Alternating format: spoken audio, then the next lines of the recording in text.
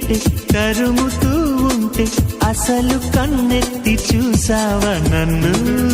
మరి నీ ముందే తిరుగుతూ ఉంటే ఎప్పుడు పన్నెత్తి పిలిచావా నన్ను రోజు ఇలా ఈ గాలిలా